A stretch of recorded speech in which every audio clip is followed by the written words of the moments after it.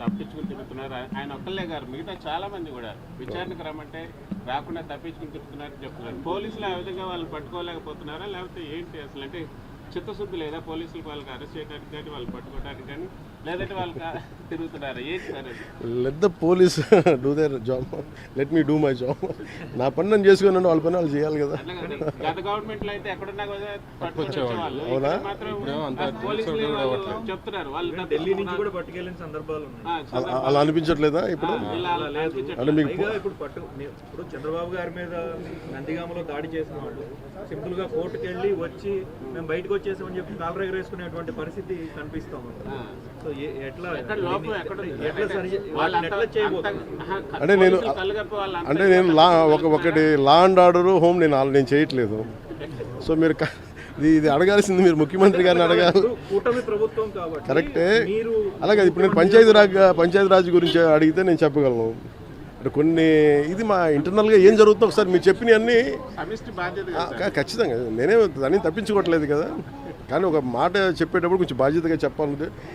So మీరు మా media మిత్రులు అడిగారు ఢిల్లీలో, ఇవన్నీ నేను ముఖ్యమంత్రి గారి దృష్టికిను హోంమంత్రి గారి దృష్టికి తీసుకెళ్తాను. ఏం చెప్పమంటారు చెప్పండి, మీ మాటకు నేను తీసుకెళ్తాను.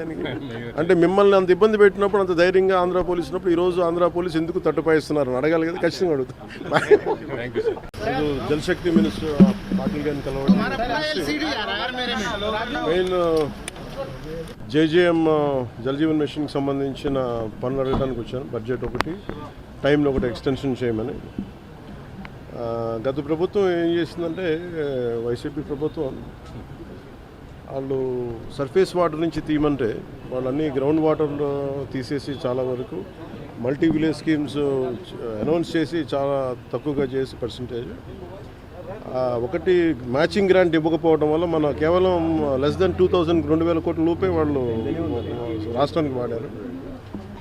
వాళ్ళు మ్యాచింగ్ గ్రాంట్ ఒకటి ఇవ్వకపోవడం, ఇంకా మనకి 16,000 కోట్లు ఇంకా వాడుకోవాల్సిందే. దానికి సంబంధించి ఒకటి. అలాగే ఈ సర్ఫేస్ వాటర్ నుంచి తీసుకోవాలని కొంచెం ఎక్స్ట్రా ఖర్చు అవుతుంది, దీని మీద మాట్లాడుకున్నాం.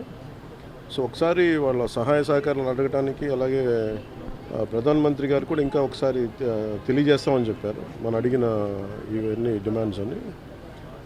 వీటికి సంబంధించి వాడిని అడిగిన మేజర్ రెండే అంటే, ఒకటి బడ్జెట్ని ఇంక్రీజ్ చేయమని చెప్పాం, రెండు టైం జేజేఎంని టైం లైన్ ఇంక్రీజ్ చేయమని చెప్పాలి. అలాగా అది మనం 27 దాకా అడిగాం. అది ఇప్పుడు రేపు అన్ని రాష్ట్రాలకి ఇది అవసరం, పూర్తి అనుకున్న నిర్ణీత వ్యవధిలో అవ్వలేదు. అందుకని వాళ్ళు అది చేస్తానని చెప్పి అది ప్రధానమంత్రి గారు నిర్ణయం తీసుకోబోతారు. రేపు పొద్దున కలిసిన ప్రధానమంత్రి గారిని నేను వారికి తెలియజేస్తాను. లేదు, నేను మాట్లాడేది ఇప్పుడు మన ముఖ్యమంత్రి గారే మాట్లాడతారు. లేదు, ఉన్నాయి, వాళ్ళు అదే చెప్తా ఉన్నారు, వాళ్ళు వాడలేదు. అందుకనే కదా ఈరోజు అంటే మనకి నైతికంగా కూడా బలం ఉంది. కాకపోతే ఏంటంటే గత ప్రభుత్వం చేసిన ఈ తప్పులన్నీ మనకి వారసత్వంగా వచ్చినాయి. అది వాళ్ళు చేసిన తప్పులకి ఈరోజు మనం మాట పడాల్సి వస్తుంది, మాట పడుతున్నాం. ఎందుకంటే ప్రజలకి ఇచ్చిన ఇది ఇంకొక ఆల్రెడీ మనం ఇంకొక 2-3 వారాల్లో దీనికి కంప్లీట్ డీటెయిల్ ఒకటి చేస్తున్నాం. జేజేఎంకి సంబంధించి డిపిఆర్ కూడా ఒకటి చేయాలి. ఇవన్నీ ఒక 2-3 వారాల్లో అయిపోద్ది అనుకుంటున్నాం. ఈరోజు అంటే మన వైస్ ప్రెసిడెంట్ గారిని కలుస్తాం సాయంత్రం. అలాగే రైల్వే మన మినిస్టర్ గారిని కలుస్తాం, ఫైనాన్స్ మినిస్టర్ గారిని మన నిర్మలా సీతారామన్ గారిని కలుస్తాం.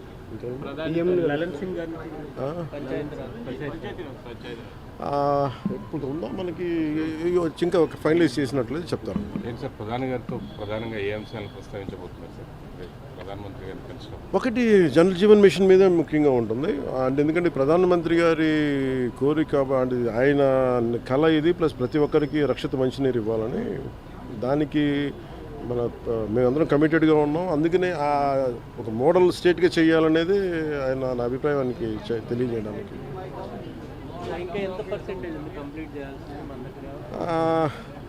వీళ్ళు ఎలా చేశారంటే అండి, ఫస్ట్ మనకి ప్రాబ్లం ఏమవుద్దంటే, మనం ఇల్లు కట్టినా ఏం చేసినా ముందు అసలు పైప్ లైన్స్ వేయం, సువేజ్ వేయం, మన పైప్స్ ఉండవు మన దగ్గర.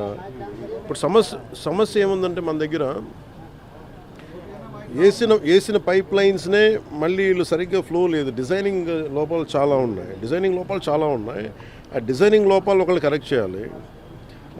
అలాగే మనం ఒక నిమిషం అలాగే డిజైనింగ్ లోపాలతో పాటు ముఖ్యంగా ఏంటంటే ఈ వాటర్ ప్రెషర్ ఒకటి సరిపోవట్లేదు. ప్రతి ఒక్కరు ఇండివిజువల్ హౌసెస్ వాళ్ళు ఓన్ మన మోటార్లు పెట్టి లాగేస్తూ ఉన్నారు. మిగతా ముందుకెళ్ళే వాళ్ళకి రావట్లేదు, కొంచెం హైట్లో ఉండే వాళ్ళకి రావట్లేదు. ఇవన్నీ చాలా పారామీటర్స్ కన్సిడర్ చేసి మనం భవిష్యత్తుకు ఆలోచించాలి. అందుకని వీటి మీద నేను ముందు నుంచి రివ్యూస్ చేస్తున్నప్పుడు నేను ప్రతిసారి ఇదే చూస్తూ ఉన్నాను. ఇక్కడ మనం ఉన్నప్పుడు 4 అడుగులు ఒక 100 ఇల్లు ఉంటే వాళ్ళకి నీళ్ళు రావట్లేదు. అలాగే ముందున్న ఒక 2 కిలోమీటర్ల ఏరియాకి వస్తుంది, నెక్స్ట్ పక్కనున్న వీటికి రావట్లేదు. ఇవన్నీ మన పిఠాపురంలోనూ చాలా క్షేత్రస్థాయి పర్యటనలు ఇవన్నీ నేను పరిశీలించాను. ఓవర్ హెడ్ ట్యాంక్స్ ఉన్నాయండి. ఓవర్ హెడ్ ట్యాంక్స్ ఉన్నాయి. మనకి డ్రింకింగ్ వాటర్ మనకి ఎవరితో సర్ఫేస్ డ్రింకింగ్ వాటర్ ఫెసిలిటీస్ ఉన్నాయి.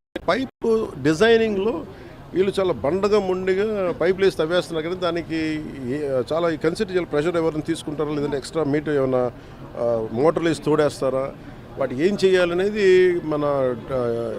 మనకు ఆర్డబ్ల్యూఎస్ శాఖ కూడా దీనికి కొంత బాధ్యత వహించాలని నేను చాలాసార్లు తెలియజేశాను. ఈ సౌర విద్యుత్ ఒప్పందాలకు సంబంధించి ఆంధ్రప్రదేశ్ గతంలో ముఖ్యమంత్రిగా ఉన్నటువంటి జగన్మోహన్ రెడ్డికి దాదాపు 1750 కోట్ల రూపాయలు ముడుపులు ముట్టినట్టుగా అమెరికన్ న్యాయస్థానంలో అభియోగాలు నమోదైనాయి.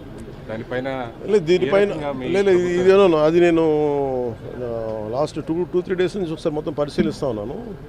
ఒకసారి మన ముఖ్యమంత్రి గారితో మాట్లాడి దీని మీద కలిసి సమిష్టిగా ఒక నిర్ణయం మన అభిప్రాయం తెలియదు.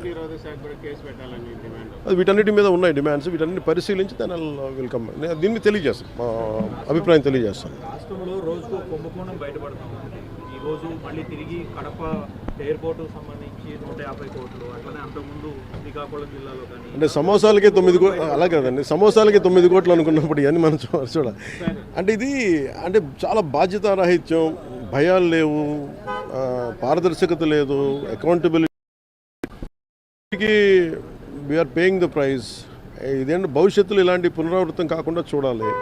ఒకటి వాళ్ళు చేసిన దానికి వాళ్ళని అకౌంటబిలిటీ తీసుకురావడం, 2 భవిష్యత్తులో ఇలాంటి పునరావృతం కాకుండా ఉండటం, వీటన్ని రెండింటి మీద ఆలోచిస్తారు. ఆర్టీవీ నోటీసులకి స్పందించకుండా ఆయన తప్పించుకుని తిరుగుతున్నారు. ఆయన ఒక్కళ్ళే గారు, మిగతా చాలా మంది కూడా విచారణకు రమ్మంటే రాకుండా తప్పించుకుని తిరుగుతున్నారని చెప్తున్నారు. పోలీసులు ఆ విధంగా వాళ్ళు పట్టుకోలేకపోతున్నారా, లేకపోతే ఏంటి అసలు? అంటే చిత్తశుద్ధి లేదా పోలీసులు వాళ్ళకి అరెస్ట్ చేయడానికి కానీ వాళ్ళు పట్టుకోవడానికి కానీ, లేదంటే వాళ్ళకి తిరుగుతున్నారా? ఏంటి సార్?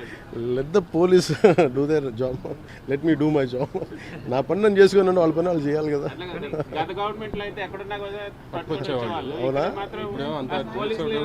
చెప్తున్నారు వాళ్ళు ఢిల్లీ నుంచి కూడా పట్టుకెళ్ళిన సందర్భాలు ఉన్నాయి. అలా అనిపించట్లేదా ఇప్పుడు? అంటే మీకు ఇప్పుడు చంద్రబాబు గారి మీద నందిగామలో దాడి చేసిన వాళ్ళు సింపుల్ గా కోర్టుకు వెళ్ళి వచ్చి మేము బయటకు వచ్చేసామని చెప్పి కాలర్ ఎగరేసుకునేటువంటి పరిస్థితి కనిపిస్తా ఉంది. సో ఎట్లా అంటే నేను ఒకటి లా అండ్ ఆర్డర్ హోమ్ నేను చేయట్లేదు. సో మీరు ఇది అడగాల్సింది మీరు ముఖ్యమంత్రి గారిని అడగాలి. కూటమి ప్రభుత్వం కాబట్టి కరెక్టే. అలాగే ఇప్పుడు నేను పంచాయతీరాజ్ గురించి అడిగితే నేను చెప్పగలను. అంటే కొన్ని ఇది మా ఇంటర్నల్గా ఏం జరుగుతుందో ఒకసారి మీరు చెప్పినవన్నీ ఖచ్చితంగా నేనే దాన్ని తప్పించుకోవట్లేదు కదా. కానీ ఒక మాట చెప్పేటప్పుడు కొంచెం బాధ్యతగా చెప్పాలంటే, సో మీరు మా మీడియా మిత్రులు అడిగారు ఢిల్లీలో, ఇవన్నీ నేను ముఖ్యమంత్రి గారి దృష్టికిను హోంమంత్రి గారి దృష్టికి తీసుకెళ్తాను. ఏం చెప్పంటారు చెప్పండి, మీ మాటకు నేను తీసుకెళ్తాను. అంటే మిమ్మల్ని అంత ఇబ్బంది పెట్టినప్పుడు, అంత ధైర్యంగా ఆంధ్ర పోలీసు ఉన్నప్పుడు ఈరోజు ఆంధ్ర పోలీసు ఎందుకు తట్టుపాయిస్తున్నారు అని అడగాలి కదా. ఖచ్చితంగా అడుగుతాను.